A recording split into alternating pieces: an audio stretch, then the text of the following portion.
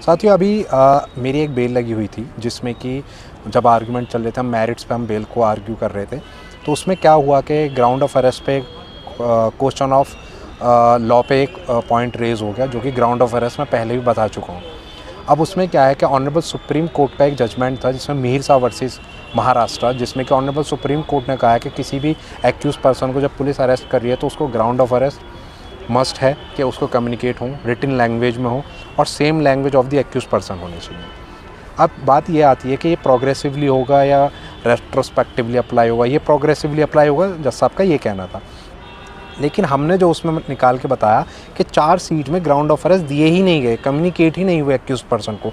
तो हमने honourable court को कहा कि ऑनरेबल दिल्ली हाई कोर्ट की जो जजमेंट है, जो कि थोंग चोंग है, जो टाइमलाइन की बात कर रही है और वो टाइमलाइन उसमें बोल रही है कि कहाँ से वो अप्लाई हो रहा है, जो हमारा पंकज बंसल और पंकज बंसल का जो जजमेंट है और प्रब्बर प्रक्यास था। तो अब उसमें ये है कि ऑनरेबल कोर्ट ने कहा कि इसमें जो लॉ पॉइंट है उसमें हम एक बार क्लैरिफिकेशन मांग लेते हैं, जो हमारा वहाँ से क्लैरिफिकेशन है पुलिस से कि उन्होंने क्यों ग्राउंड ऑफ अरेस्ट नहीं दिया। पुलिस ने उसमें बोला कि उन्होंने जो ग्राउंड ऑफ अरेस्ट थे वो ओरली कम्युनिकेट हुए, लेकिन इसका क्लियरली वायलेशन है जो मीर साहब का जजमेंट है, लेकिन वो 6 नवंबर को आया था। बट उससे पहले भी अगर हम देखें तो थोंग चोंग की जो जजमेंट है वो भी ये बोल चुकी है। लेकिन आर्टिकल 22 सब क्लॉज 5 और 1 जो है वो तब से है जब से कॉन्स्टिट्यूशन ऑफ इंडिया हमारा बना है।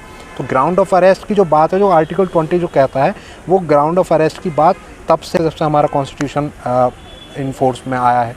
लेकिन उसमें ही नेक्स्ट 1962 में हरि किशन की एक जजमेंट आई थी, जिसके ऊपर ऑनरेबल जो कि कॉन्स्टिट्यूशनल बेंच ने इस पर ऑर्डर दिया था, जो कि 3 जजेस की बेंच थी। तो और 3 जजेस की जो बेंच है, जो कॉन्स्टिट्यूशनल बेंच है, वो ज़्यादा उसकी वैल्यू है। तो उस पर जो है हमने वो जजमेंट भी दी, कोर्ट को दिया। तो अभी क्या है कि कोर्ट ने उसको जो है पेंडिंग में रखा हुआ है और देखते हैं होपफुली इसमें क्या होता है। बट जो हमारा केस है उसमें तो ग्राउंड ऑफ अरेस्ट कम्युनिकेट नहीं हुए।